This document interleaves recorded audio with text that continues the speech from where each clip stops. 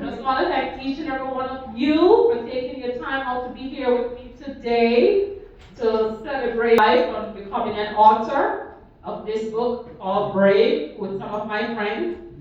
And I'm so truly grateful to be here to share my story with you today. So I'm going to read a small excerpt from the book, but you can continue where we left off when you get home or whenever you have a chance to read. Okay?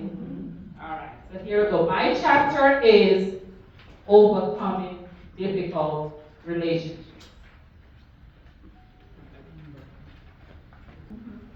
Okay. Here we go. Overcome difficult relationships. I was born in a large family on the island of Jamaica. Family life in Jamaica is a lot different than it is in the United States.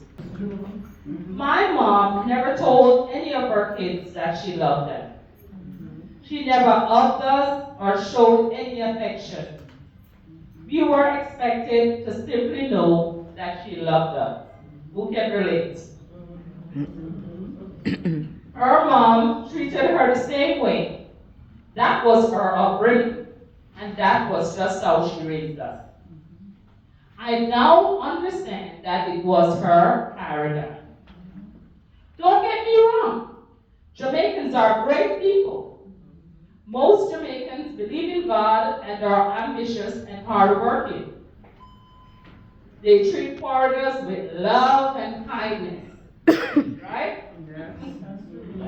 However, like my mom, most people in the 70s and 80s didn't show love and affection to their home families. You know, I don't know about now. Doing so was regarded as a sign of weakness. They showed their love by being good providers because of the extensive poverty there. My mom had 2 children before she met my dad.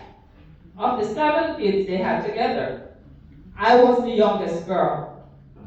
Therefore, I was daddy's little girl. I could do no wrong. According to my dad, of course. Yes. My mom resented that, and so did my siblings. I was always treated different from the family members. I was sensitive. I am very much in touch with my feelings and emotions. My dad always showed affection to me, and I loved and needed it. I showed him the same affection and love. I was always the first one to greet him with a smile or a hug when he came home from work. We always ate dinner together, and I would ask him how his day went.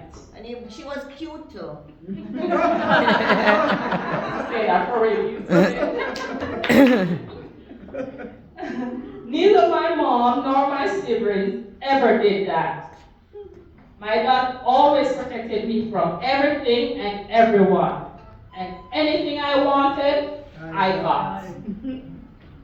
My dad gave me more allowance than my siblings. As a result, they were very jealous because they felt that he loved me more. As a family, we all loved dancing. Right, Jamaicans? Yes, yes. We often had dance competitions at home.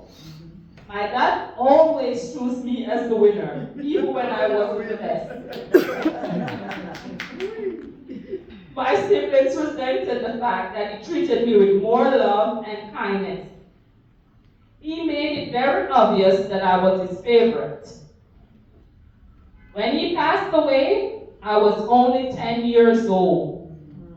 That's when my problem began. I thought that the world would treat me the same way my dad did.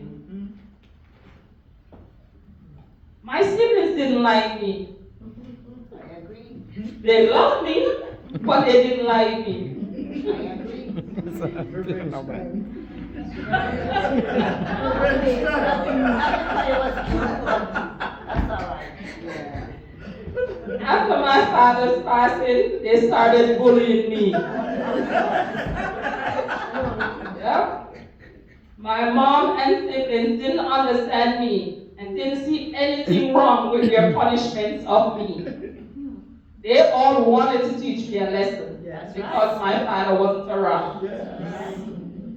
They believed I was a small little girl with a very smart mom. They wanted to discipline me because they thought it was their job to humble me. I had nobody to protect me anymore. Mom always took my siblings' side against me, even when the truth was staring her in the face. Once, I needed some clothes from her closet. However, she refused to give it to me. She said that I wouldn't take care of them. Back then, we only received new clothes twice a year. Once for the school year and again at Once for Christmas Christmas time. time.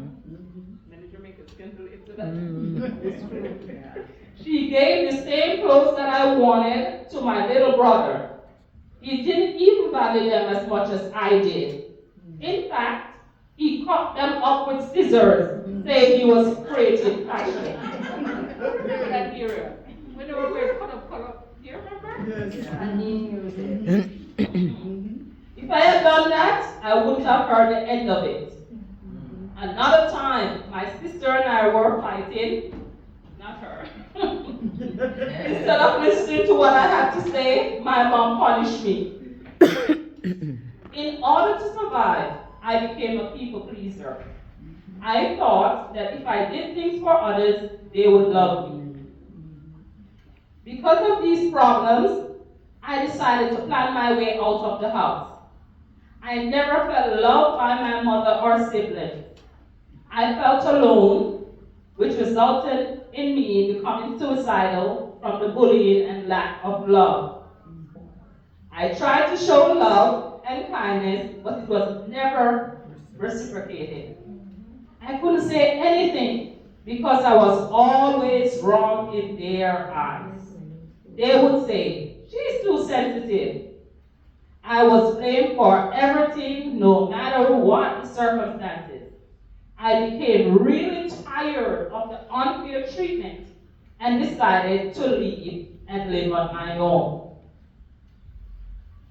As soon as I turned 18 years old, I started dating a young man who was pretty decent to me. We were around the same age, but he didn't have his own apartment. I decided to move on from that relationship because he didn't have the resources to help me. I was determined to get away from my family. I then met an older guy who seemed to have his life together, boyfriend.